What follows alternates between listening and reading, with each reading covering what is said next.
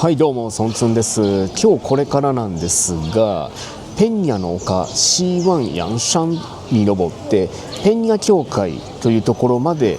歩いて散歩に行きます。スタート地点ですが、現在こちらの世界遺産リラウ広場からですね、ペンニャ教会の方へ目指して歩いて移動していきます。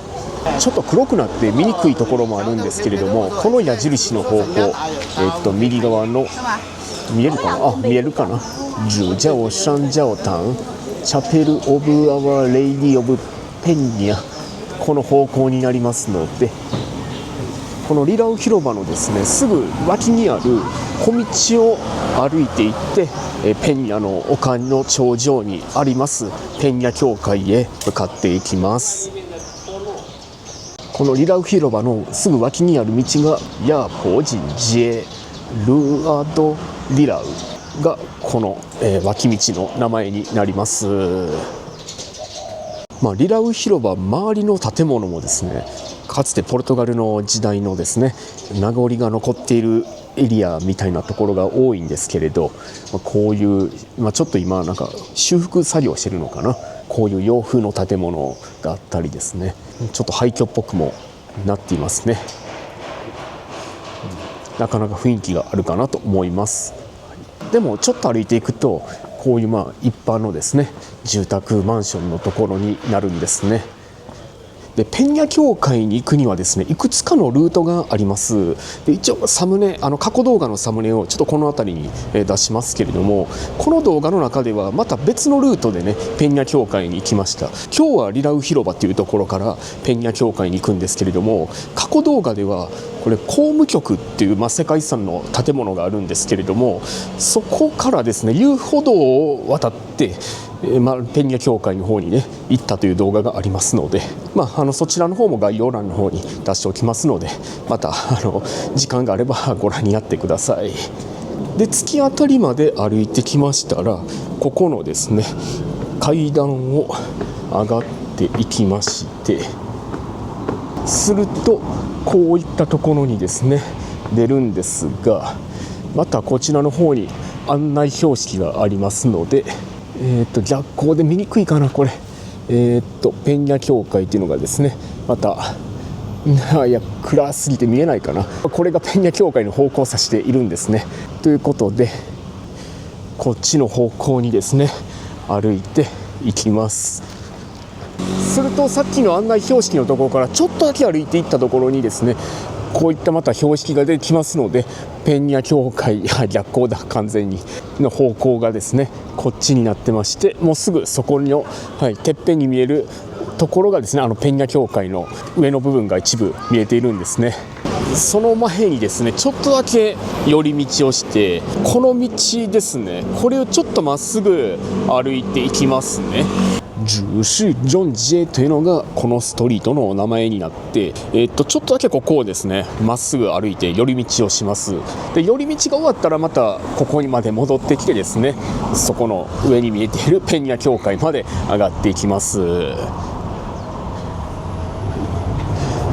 寄り道するとは言ってもですね、もうすぐそこに見えてる建物のところまでしか行かないんですけれども、ちょっと今拡大するとですね、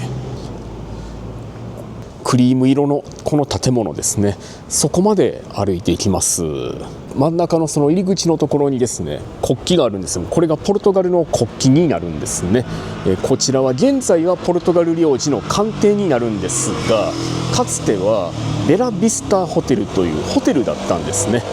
有名な小説深夜特急の中にも出てくるホテルになります。建物これだけではないんですけれども、ここが正面入り口っていう感じになるのかな。ここよりねまたさらに後ろというか下のところにもですね建物が続いてるんですけれども、現在は一般公開はしておりませんので、外観だけでの見学になります。この国旗というのがそこですね、ポルトガル国旗です。で入り口前にですね説明書きがありまして、建物ができた年代っていうのははっきりしないみたいなんですけれども、1870年頃に建てられたということでですね、そのイギリス船の船長の、がなんか購入をして、そこからホテルに、なったということで、最初の名前がホテルボアビスタというですね、この美しい景観っていう意味になるのかな。1936年から、ホテルベラビスタ、これがフォンジンジュディエンというですね、良い眺めのホテルという意味と思います。あとその後にですね、難民とかなんかを受け入れる施設になったりだとか、学校になったりとか、あとイギリス軍のその休息地みたいな、保養地かみたいになったこともあるらしいですけれども、最後はまたホテルに変わってですね、1999年のそのマカオが返還される年にですね、ホテルとしての営業は終わって、ポルトガル領事の官邸に変わったということで、それが現在に至っております。今は一般公開はされておりませんので、中には入ることができないんですが、たまにですね不定期で公開していることがあるんですね。つい先日2026年1月30日、金曜日だったんですけれども、一部だけ一般公開の日がありましたので、私もですね行ってきまして、内部の様子もちょっと撮影しましたので、今からその時の映像をご覧になってください。個人的には超貴重映像だと思っております。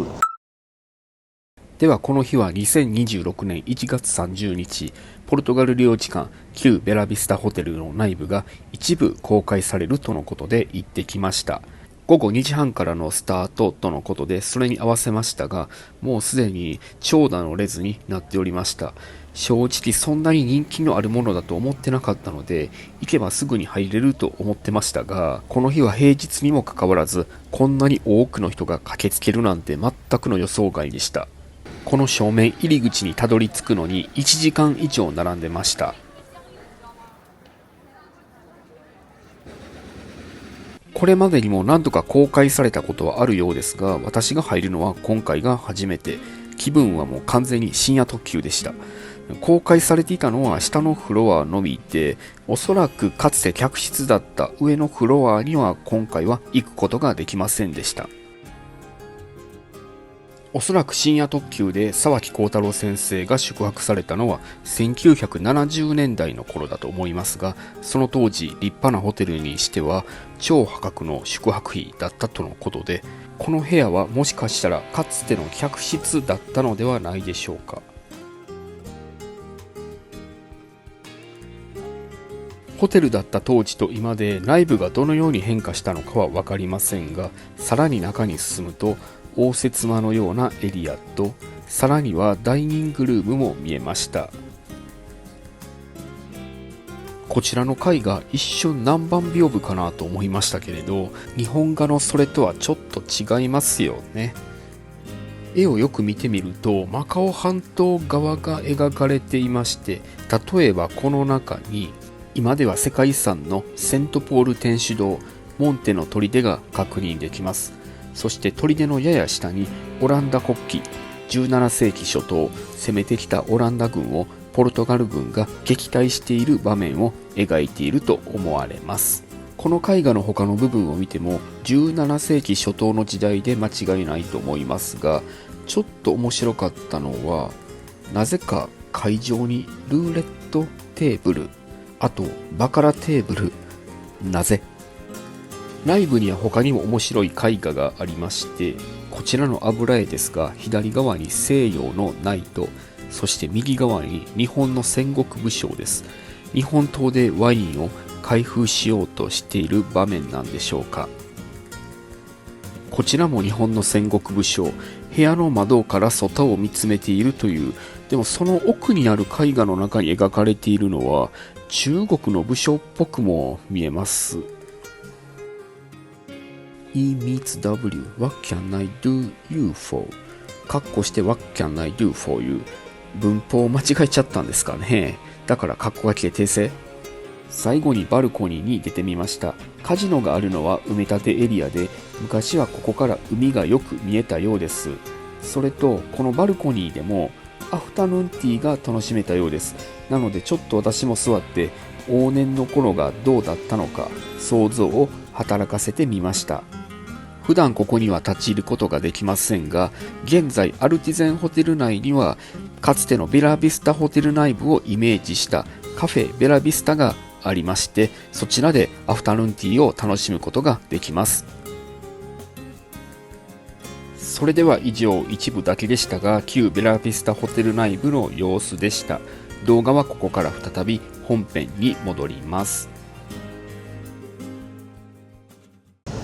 それでは再び元のルートに戻ってきまして、ここからですねペンニャ教会の方へ上がっていきます。下がこれが公園になっているのかなということで、公園の中に入ってきました。ちょっとここ上に上がれるようになってるんで、もしかしたら上から見たら景色が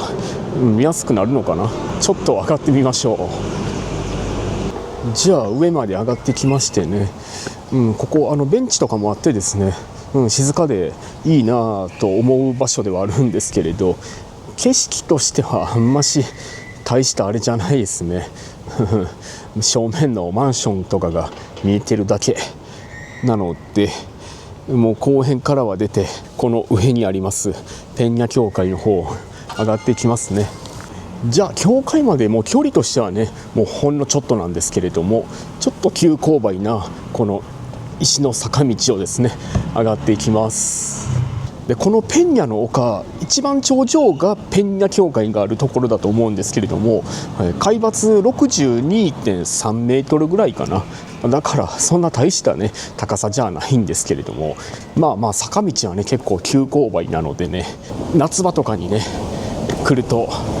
汗だくになるかもしれませんね。いやなるでしょうね。もう道なりに進んでいきますと頂上のペンニャ教会です。で一番上まで上がってきますとね駐車場が出てくるんで、ここからこれを上がっていったらペンニャ教会前に出ます。このね立派な門があるんですけれど、これはスタンレーホー一家の、所有している、邸宅の一つですね。一度ね門がちょっと開いてたことがあってね、ちらっと見たら高級車がずらーりとね並んでましたけれどね。じゃあ間もなくペンニャ教会到着です。そうですね、さっきのリラウ広場からそのままねどこも寄り道せずに歩いたら、10分ってところかな。ここまで来るとマカオタワーが見えたりだとか、向こうの樹海っていうですね広東省のエリアとか海の方がですね見えております。はい、じゃあ目的地に到着しました。こちらペンニャ教会になります。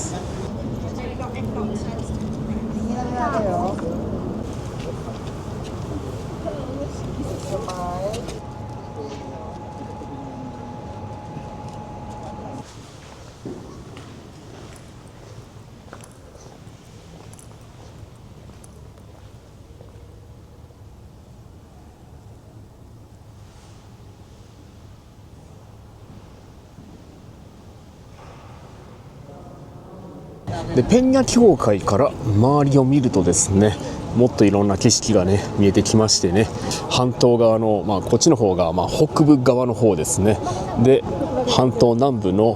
グランドリスバとかウィーンっていうのがね見えるんですけれども、カジノホテルの集まっているところで、ずっと向こうの方にですねタイパ島ですね。あとさっきもね、ご覧になっていただいたと思いますけれど、マカオタワーとかも見えております。タイミング合うとですね、こっからでも肉眼でねバンジージャンプ飛んでるのが見えたりするんですけれどね、ちょっとうっすらとロープが垂れてるのは見えるのかな。ここはですねウェディング写真のスポットでもあるんですね。だからここ今一組いますけれどね、この下のところにもねあと何組かウェディング写真撮ってるカップルがいましたね。ペンニャ教会前の広場からこう階段があってですね、下に降りてこれるようになるんで、写真撮影はね階段と教会を一緒にね撮ってもらうとですねいい感じに映るんじゃないでしょうかね。石垣がそこにあるんですけれども、昔はですねこれ砦だったんですね。だから砦のところに教会ができたんですね。今はですねもう砦っていうのはもうすでになくなっておりますので、教会のみが残っています。はい、ということでですね、このペニャ教会ですが1622年に建てられたとされています。もともとですねここに砦があって、そのところに教会を建てたということなんですけれども、軍人だとかですね船乗りの人たちのために建てた教会ということで、船が出港する前にですねここに来てお祈りしていたという、そんな教会になります。もう一度過去動画のサムネ出しておきますけれども、この動画の中でペニャ教会のこともうちょっと詳しく説明したかなと思います。あとこのペニャ教会古い教会ではあるんですけれども世界遺産ではないんですね。でなぜ世界遺産になれなかったのかっていうこともですね確かその動画の中で説明したと思いますので、興味ありましたらねそちらの方もご覧になってください。でまた再び教会から下に降りていきますけれども、さっきと同じ場所に出るんじゃなくてですね、今ここから下のところが見えてるんですけれども、ピンク色っぽい建物がですね見えたり、テニスコートがちょっと見えたりするんですけれども、付近の近くまでね降りていきたいなと思います。だから別の坂道をこれからね下っていきまして下に降りましょう。さっきはここの下から上に上がってきたんですけれども、今度はもう一つ別の坂道を使います。教会の近くトイレもありますので、トイレの心配はすることなくですね、興味ありましたらこの丘の上まで上がってきてください。今歩いてる坂道のところはですねちょっとマカオの中でも異質なところになりましてね、マンションとかではなくてこういう豪邸ですよね、一軒家っていう家がですねこの辺り坂道のところにいっぱい建ってるわけなんですよ。なのでマカオの高級住宅地っていうところですね。ここの坂道はいわゆるマカオのビバリーヒルズっていうようなところじゃないでしょうか。で坂道ね途中まで下ってきたんですけれども、ここですねルートがあるんですね。これがですねここが過去動画で紹介した遊歩道になってますので、これをですねずっと道なりに進んでいきますとね世界遺産の公務局っていうところに出れます。リラウ広場とマコーミューの間にある世界遺産に指定された建物ですね。ところどころですね家の前に警察官が立ってたりしていてね厳重に警戒しているっていう感じなところもあるんですけれどね、映像もですねもうほんの一部しか映さないようにはしますけれども、ちょっと高級感を感じたい方はこの坂道歩いてみてください。で聞いた話によるとこの白い囲いされているこの敷地邸宅がスタンレー法の2番目だったか3番目の奥さんの家になるのかな。確かなんか一見誰も住んでないような感じにも見えるんですけれどもね、すごい大きな邸宅ですね。ずっとこれ奥行きがありますね。すごい広い敷地にあるんだなこのスタンレー法の奥さんの家で、ペンニャ教会のところからピンク色の建物が見える、それがこの辺りですね。これが迎賓館ですね。